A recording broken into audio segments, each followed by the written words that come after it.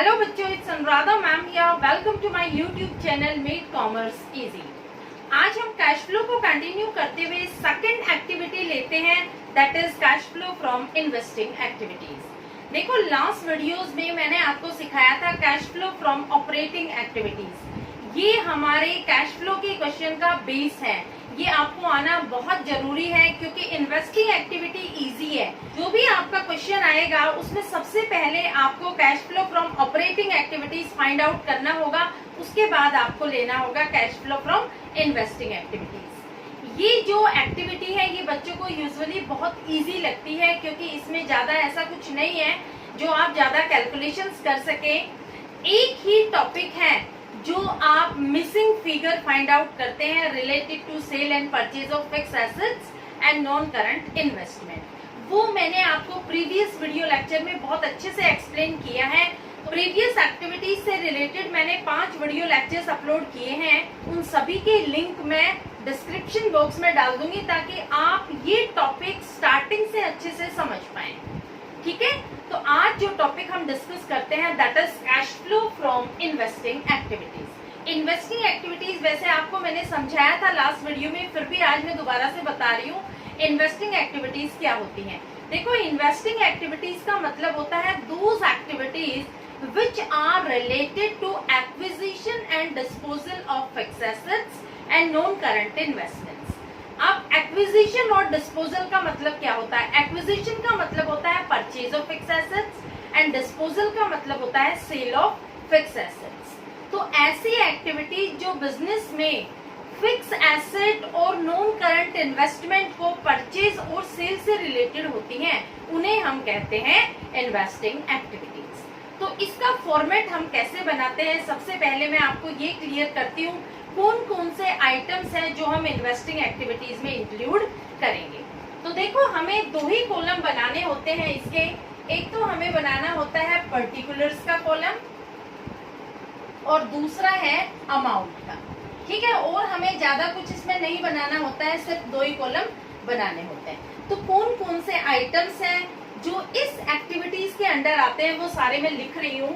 देखो, पहला जो आइटम आएगा वो है proceeds from sale of fixed assets।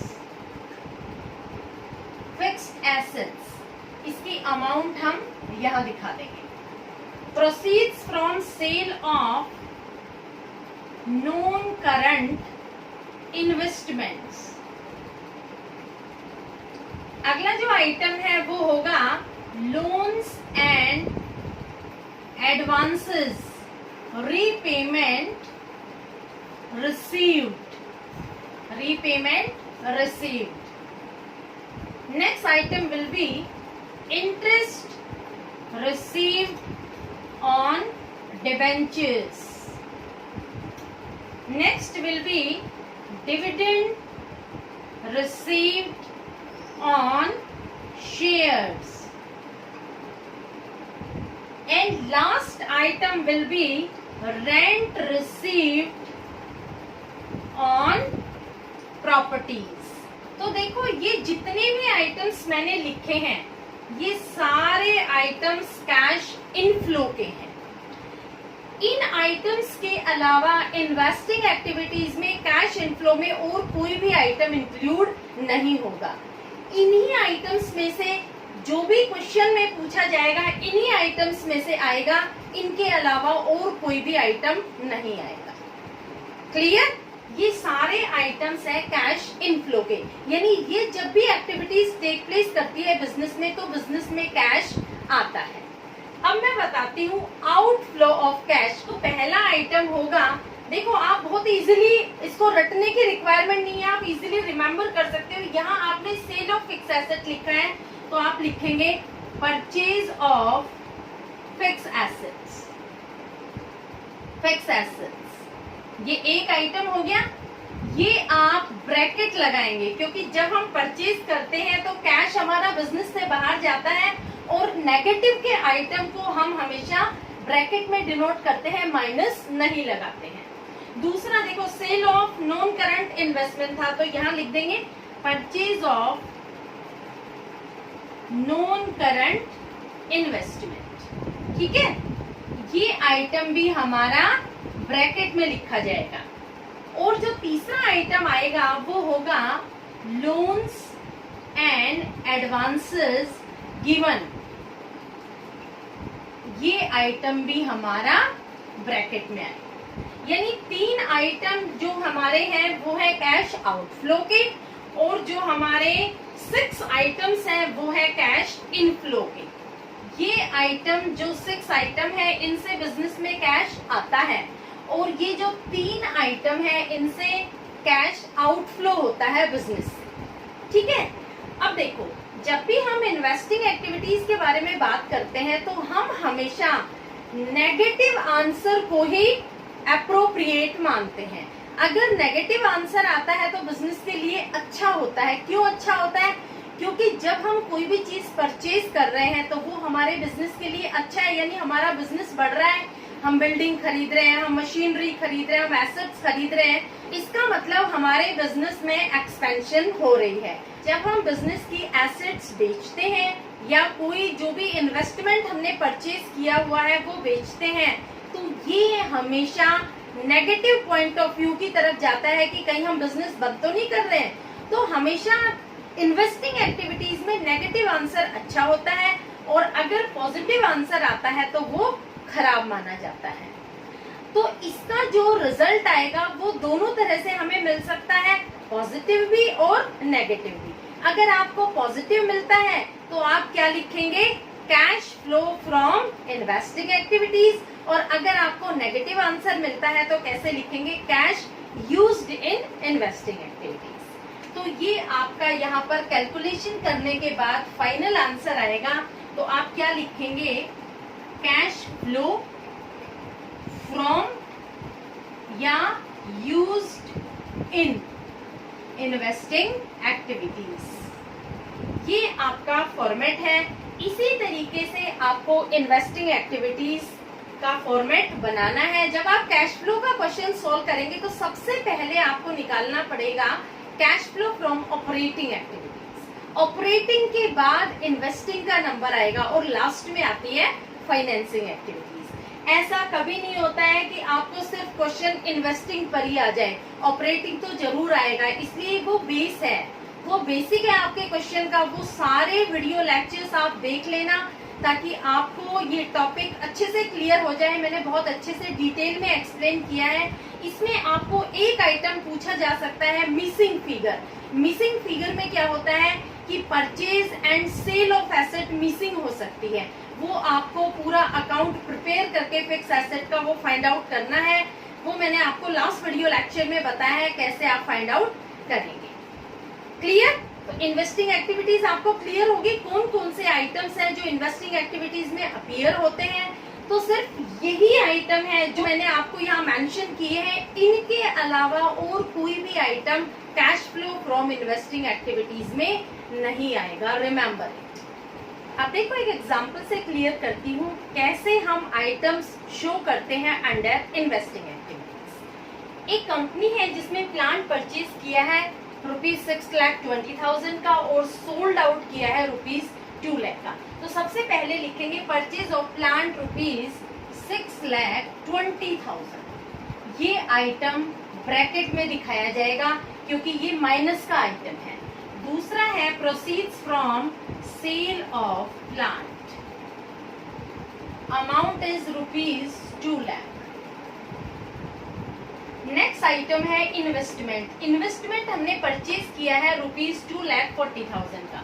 तो लिखेंगे परचेज ऑफ इन्वेस्टमेंट ₹2,40,000। ये आइटम भी हम ब्रैकेट में दिखाएंगे क्योंकि ये परचेज का आइटम है। इसके बाद है proceeds from sale of investment, sale of investment, amount is ₹80,000। Next item is purchase of goodwill. Purchase of goodwill. Amount is ₹1 lakh. ये भी हम ब्रैकेट में दिखाएंगे क्योंकि ये कैश आउटफ्लो हो रहा है, हमने गुडविल परचेज की है। Next will be sale of patents, sale of patents amount is ₹1,50,000। अब देखो 3 आइटम और हैं। Interest received on debentures, interest received amount is ₹8,000। Dividend received amount is ₹20,000। Rent received amount is ₹30,000। हमने सारे आइटम्स की यहाँ पोस्टिंग की है। कौन सा आइटम कैसे दिखाया जाएगा, सारे आइटम्स हमने यहाँ ट्रांसफर कर दिए। और जो भी हमारे नेगेटिव के आइटम्स होते हैं उनका टोटल हम अलग करेंगे, और जो भी हमारे पॉजिटिव के आइटम्स है उनका टोटल हम अलग करेंगे। दोनों का टोटल अलग करने के बाद जो डिफरेंस आएगा, अगर नेगेटिव आंसर में आता है तो वो हमारा होगा cash used in investing activity. अगर हमारा आंसर पॉजिटिव में आता होगा तो cash flow from investing activities. तो अब हम टोटल करते हैं। देखो नेगेटिव के 3 आइटम्स, 6,20,000, 2,40,000 और 1 लाख। तो इसका टोटल हो जाता है 9,60,000। क्लियर? 9,60,000 जो ये अमाउंट है ये नेगेटिव अमाउंट है, और जो हमारे पॉजिटिव के आइटम्स हैं वो है 2,80,000, 1,50,000, 8,000, 20,000 और 30,000। इन सब का जब हम टोटल करते हैं तो आता है 4,88,000। अब इनका हम डिफरेंस निकालेंगे। डिफरेंस निकालने के बाद हमारा जो आंसर है वो नेगेटिव में आएगा, वो आएगा 4,72,000।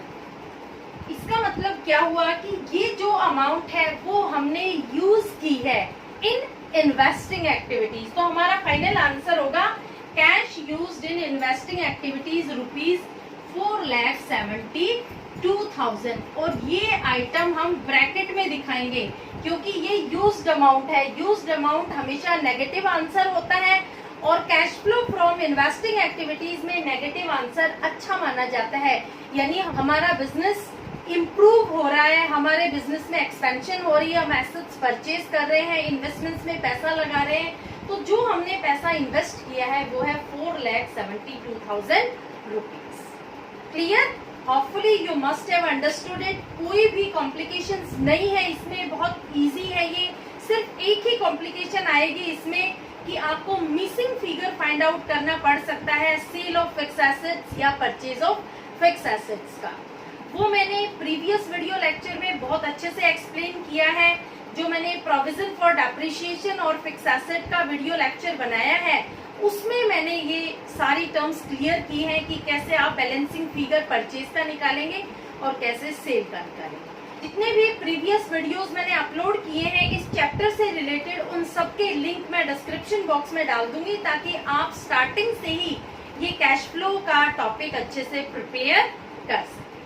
अगर आपको मेरा way of teaching, way of explanation अच्छा लगता है तो please like, subscribe and share it to your friends. देखो आप अपने दोस्तों को जरूर इस वीडियो लेक्चर को शेयर करना ताकि वो भी बेनिफिट ले सके इस वीडियो लेक्चर से। उन बच्चों को भी अगर कोई प्रॉब्लम अराइज होती है in case of cash flow तो वो बच्चे भी इजिली उस प्रॉब्लम को टैकल कर सके।